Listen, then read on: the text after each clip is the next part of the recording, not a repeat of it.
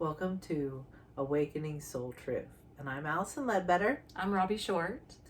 And we've come together to share our conversation.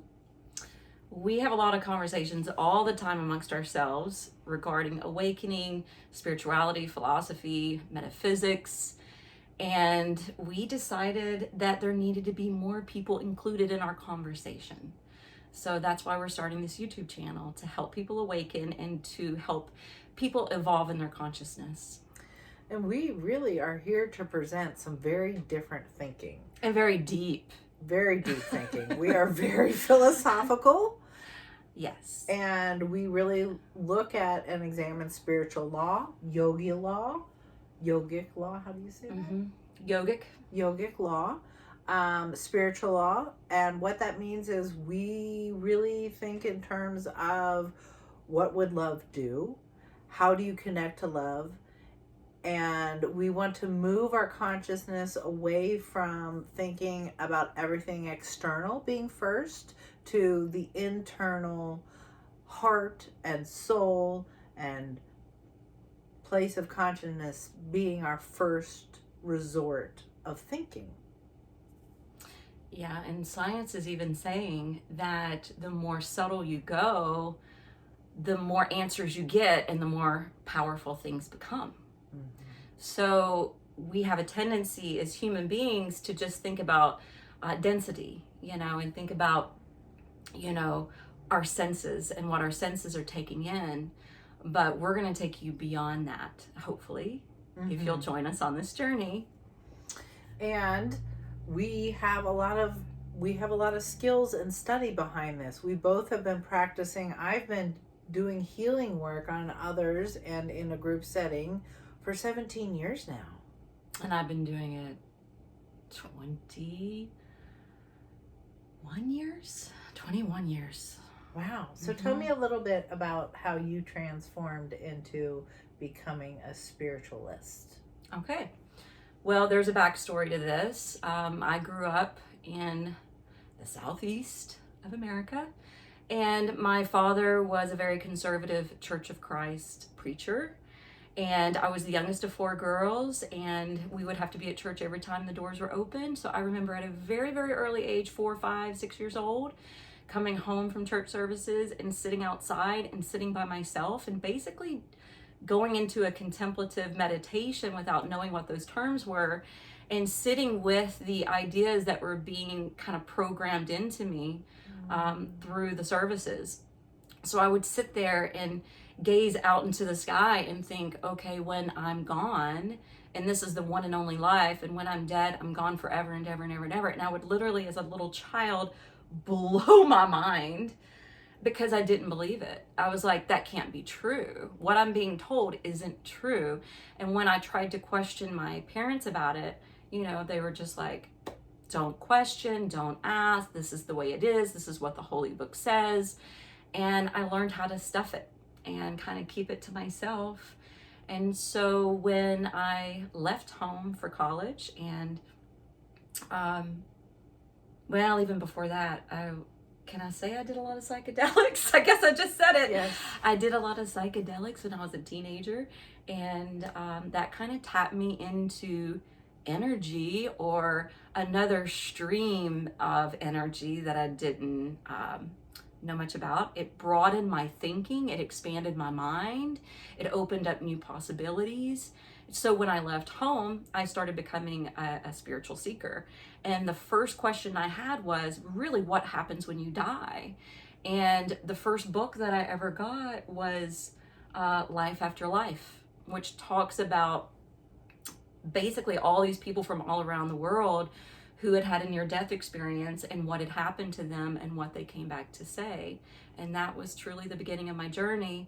And it wasn't until I was 25 or 26 that I walked into my first yoga class. And then September 11th happened, and I was a flight attendant.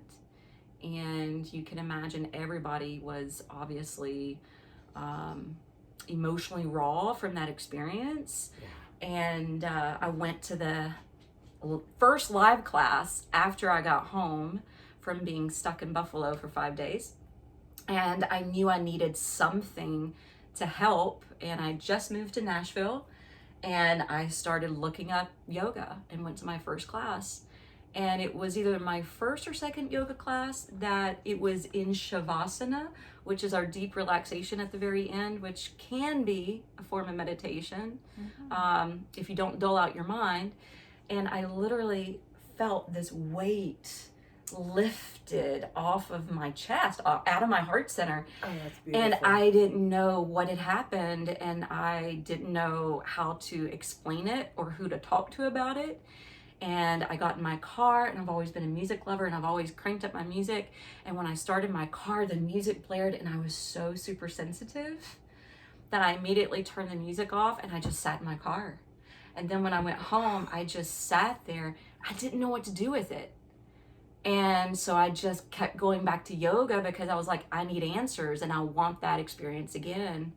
And so that was my beginning. That's How about you? really beautiful. That's Thank really you. beautiful. It was beautiful. Yeah.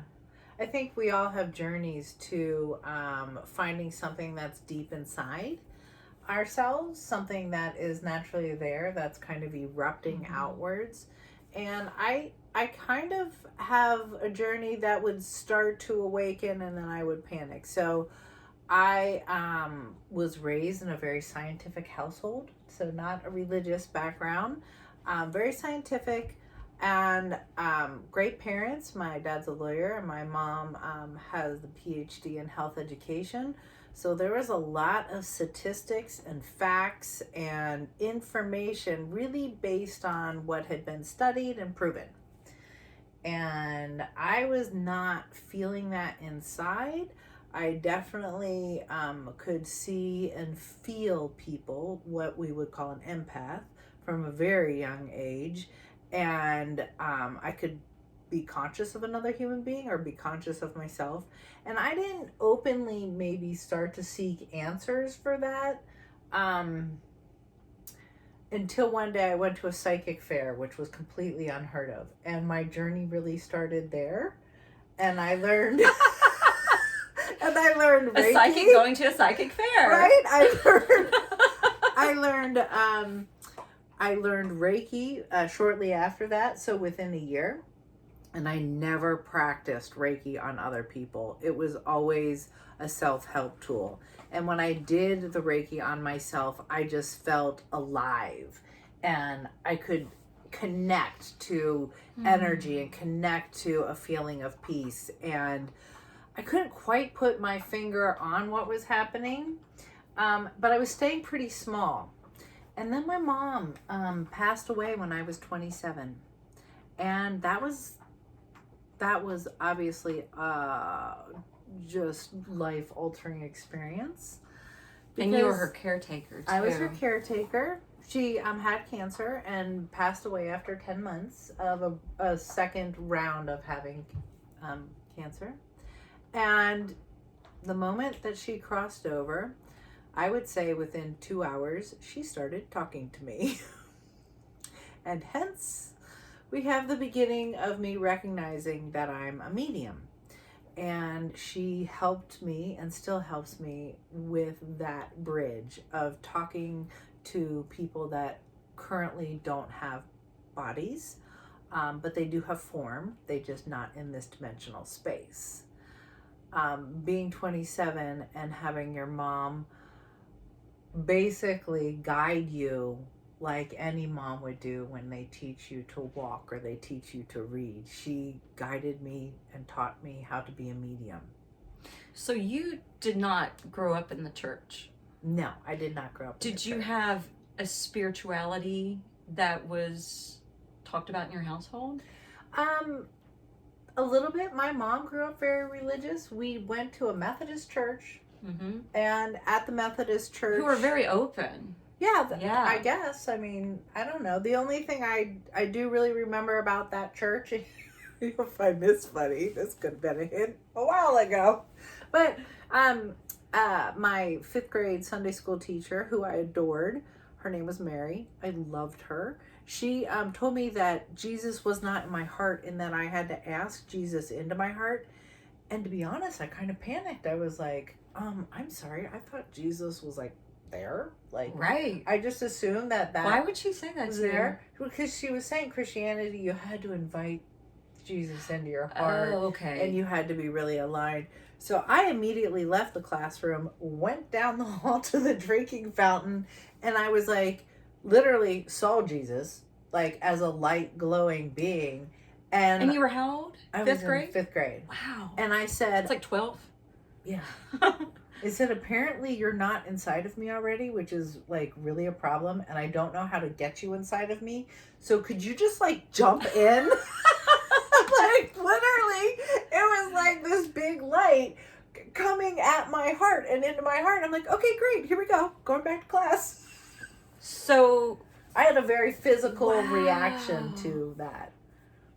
And I think that explains, and this is part of our introduction, that I really have a different perception of the world and can notice the energy behind our physical world.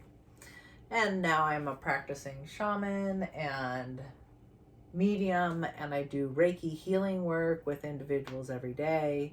The best Reiki practitioner ever. Well, you're pretty amazing, my dear.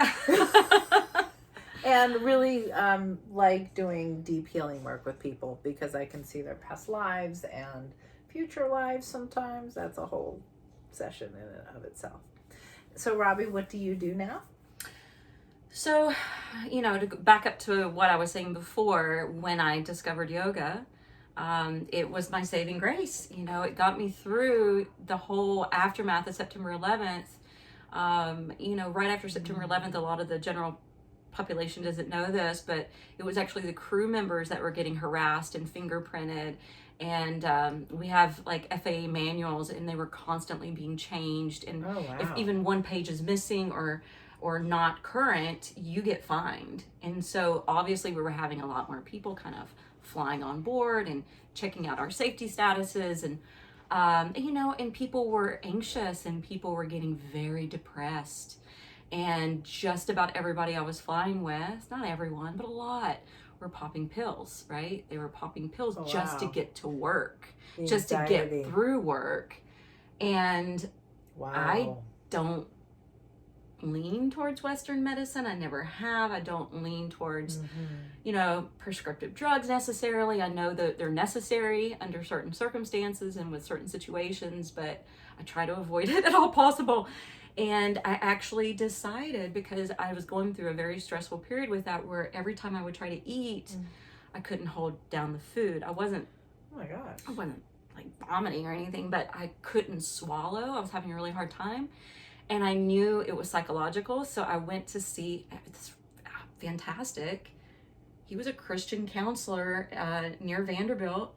And I went to speak with him, and I told him my background. I told him what had happened. I told him, what I was thinking I needed. I was thinking maybe I needed something prescriptive.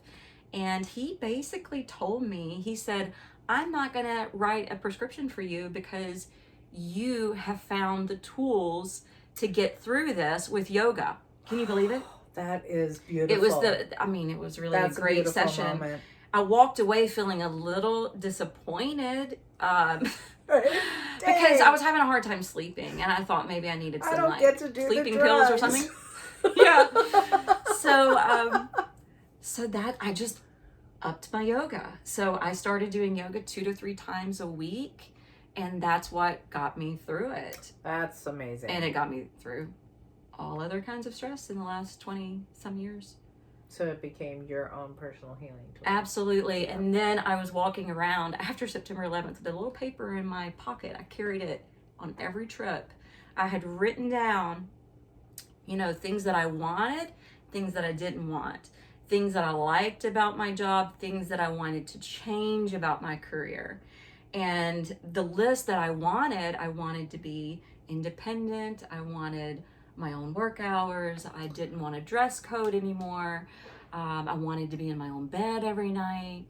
I wanted to still serve and help people, but I didn't want to take them from point A to point B or serve them a Pepsi anymore. Right. Like I really wanted to impact people somehow. Okay. And because yoga impacted me so much, I started thinking in the back of my head, maybe I should try teaching yoga. Absolutely. And then it was the studio that I was going to, One Two Yoga in Donaldson, started a series. Jan Thrasher was the owner, and she created a chakra series. Okay. And it was a special workshop series. I didn't know anything about chakras.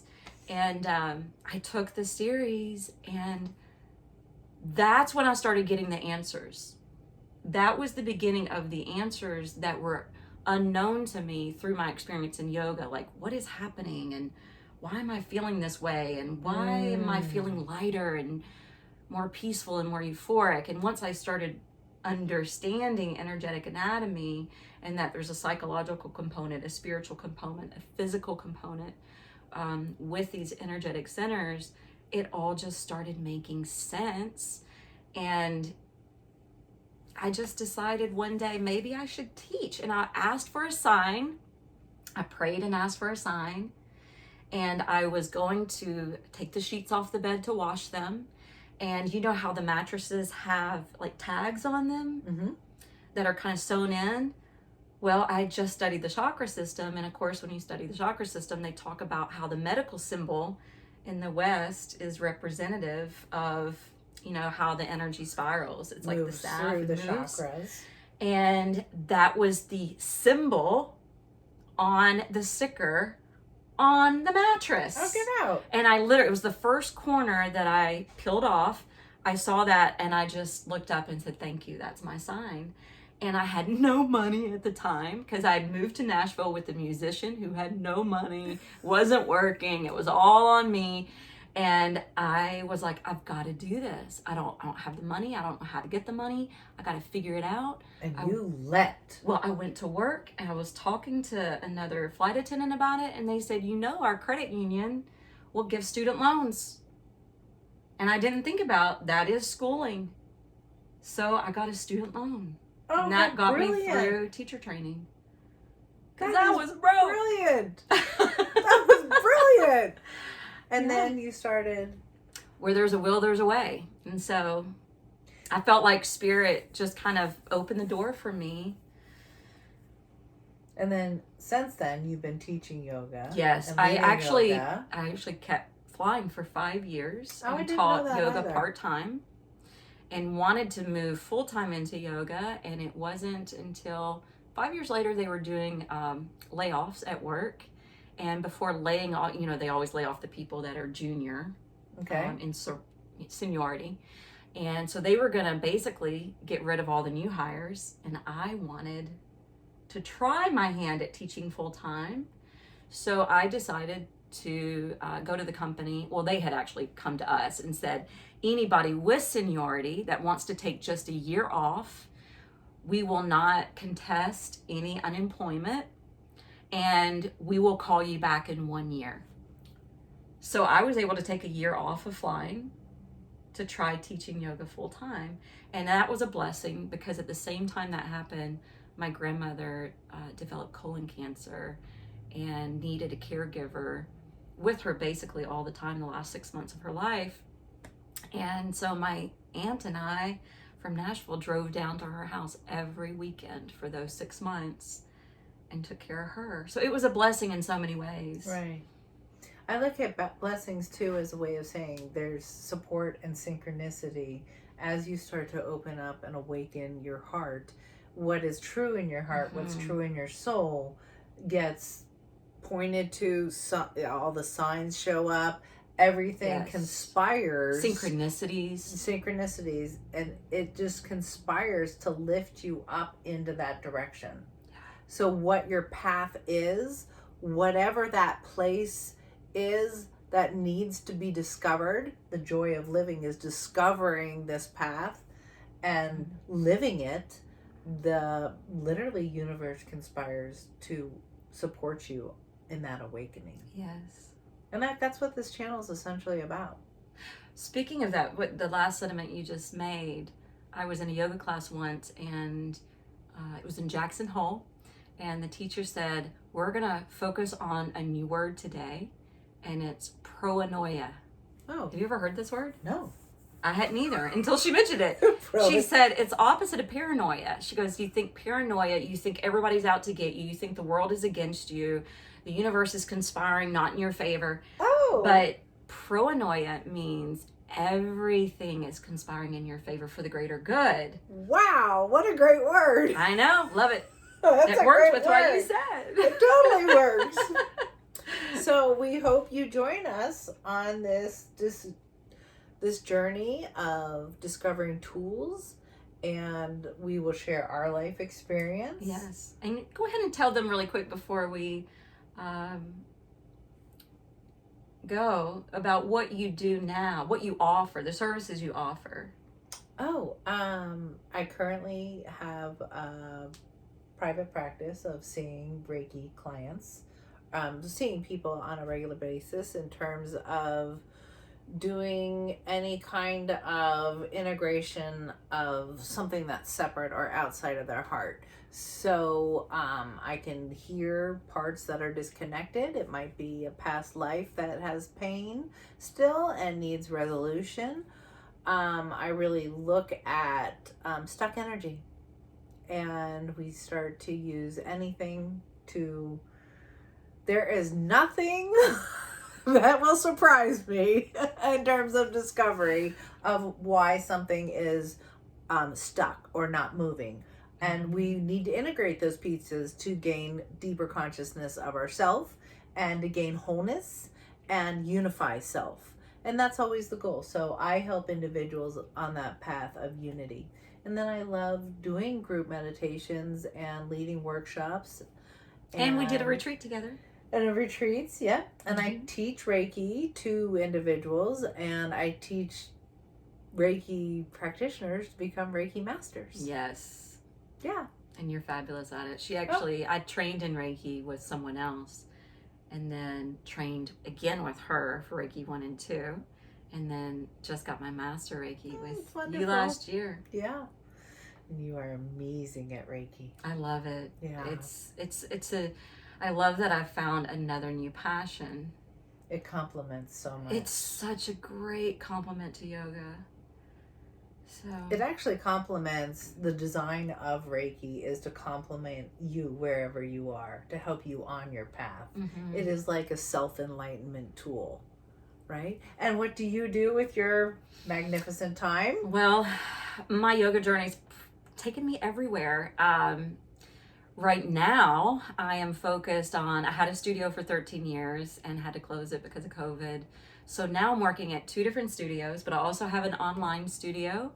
I actually have another YouTube channel called Moonbeam Yoga, which has classes up.